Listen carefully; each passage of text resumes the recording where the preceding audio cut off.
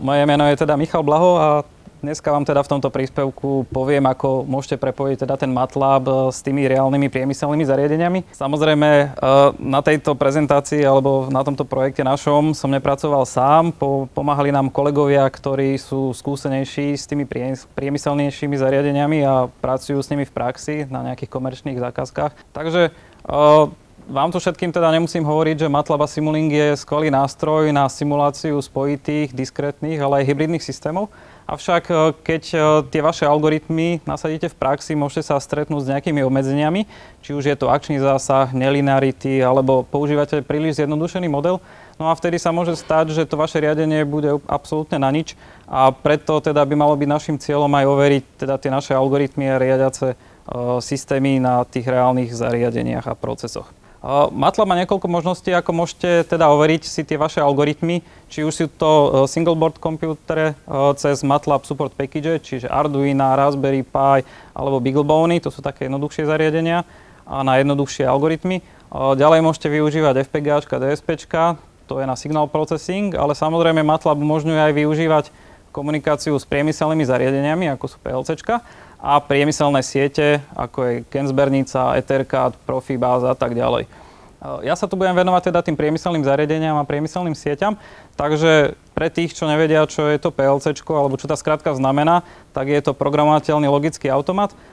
Je to viac menej špeciálny číslicový počítač, ktorý sa využíva v praxi vo výrobných halách, továrniach a tak ďalej. No a on sa vyznačuje tým, že je modulárny, čiže vy si viete ten počítač vyskladať podľa potreby, koľko vstupov, výstupov potrebujete. Vie komunikovať teda cez vzdialené vstupy, výstupy, čiže viete si nejaké binárne vstupy, výstupy načítať do toho zariadenia, zopnúť nejaké výstupy. No a to sa teda nazýva decentrála, alebo zariadenie, ktoré je decentralizované. A tamto PLCčko dokáže teda komunikovať po zbernici alebo nejakej priemyselnej sieti. To sú nejaké ukážky tých PLCčiek, ako to teda vypadá. Ako som povedal, s tými vzdialenými decentrálami, oni vedia komunikovať cez priemyselnú sieť. Čiže teraz sa v súčasnosti využívajú priemyselné zbernice, či už je to spomínaná Kenzbernica alebo Profibus. No ale najnovšie sa snažia nasadiť v priemysle aj siete založené na Ethernete, čiže Real-Time Ethernet. Na to teda, aby som vám ukázal, ako môžeme komunikovať a využívať tieto priemyselné siete a priemyselné zariadenia, sme využili model výrobnej linky, čiže na našu fakultu sme zakúpili niekoľko takýchto zariadení, aby si študenti mohli overovať tie algoritmy, ktoré sa dajú potom využiť na klasických výrobných linkách niekde v praxi. Keďže som spomínal, že ide o typický príklad udalostného systému, tak v MATLABe máte možnosti, alebo v MATLABe a Simulinku máte možnosť využiť nadstavbu, ktorá sa volá Stateflow a tá vám umožňuje modelovať takýto systém pomocou stavových diagramov. Čiže viete si nakresliť model, ktorý reprezentuje riadenie toho systému a môžete využiť teda tie stavy. Medzi stavmi sa viete prepínať na základe prechodov, ktoré reagujú na udalosti alebo na nejaké vstupy, výstupy. Môžete si robiť komplikované podmienky. No a výhodou v MATLABe je to, že tento Stateflow dokáže animovať tú vašu simuláciu. Čiže vy za behu tej simulácie viete, kde sa nachádza ten systém, v akom stave a teda nám to uľahčuje potom kontrolovať, že či je to tam všetko dobre naprogramované. Toto však je iba model teda toho riadenia a to prepojenie s tým reálnym modelom musíme nejako spraviť. No a v prvom kroku sme využili priemyselnú sieť Ethercad a nástroj, ktorý sa volá Simulink Real Time. Je to nástroj, ktorý vám dokáže z vašej schémy vytvoriť real-time aplikáciu. My sme ešte potrebovali teda na to naše riadenie naviazať vstupy a výstupy z toho nášho reálneho zariadenia. My sme využili priemyselnú sieť Ethercad a vstupno-výstupný modul a komunikačný modul samozrejme vzdialený. Teda sme potrebovali to naše riadenie v tom Stateflowe nejako naviazať na to reálne zariadenie. Čiže MATLAB a Simulink už vie pekne zistiť, že aké tam máte terminály, aké majú vstupy, aké majú výstupy.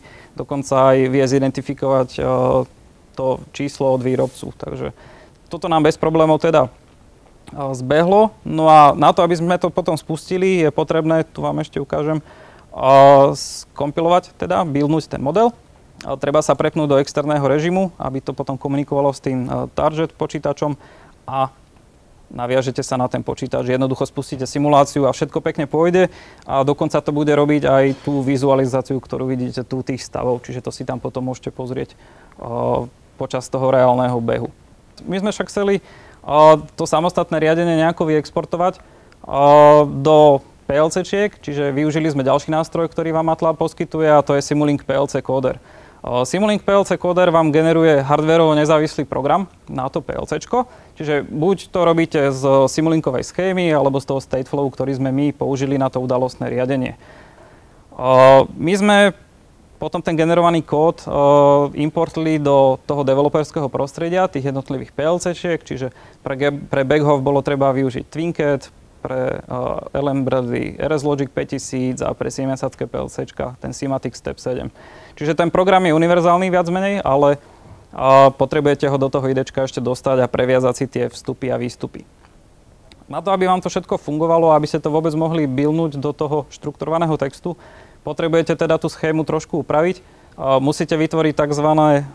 Atomic Unit, čiže ten váš stateflow model musíte z neho spraviť, ako keby išlo nejaký subsystém, čiže tuto máte iba nejaké všeobecné vstupy, všeobecné výstupy, no a v tom PLCčku už potom musíte naviazať teda tie vstupy, výstupy toho reálneho zariadenia, aby to celé fungovalo. Čiže potom je treba zaškrtnúť túto voľbu, že thread as atomic unit. No a tá samostatná, alebo ten samostatný preklad do toho kódu toho PLCčka urobíte tak, že pravým tlačítkom kliknete na PLC kód a viete si tam potom zvoliť buď tú voľbu, že Enable Thread as Atomic Unit, alebo generovať ten kód pre subsystem. Ak by ste zvolili položku Options, tak vám vyskočí pravdepodobne takéto okienko, kde vidíte, že na aké systémy tá verzia MATLABu 2014b vie exportovať. Hej? Čiže zoznam PLC-čiek, na ktoré to viete vyexportovať. Čiže tu je okno. Toto je ten kód, ktorý nám vygeneruje MATLAB. Väčšinou ide iba casey, keďže ten udalostný model je väčšinou if-else logika.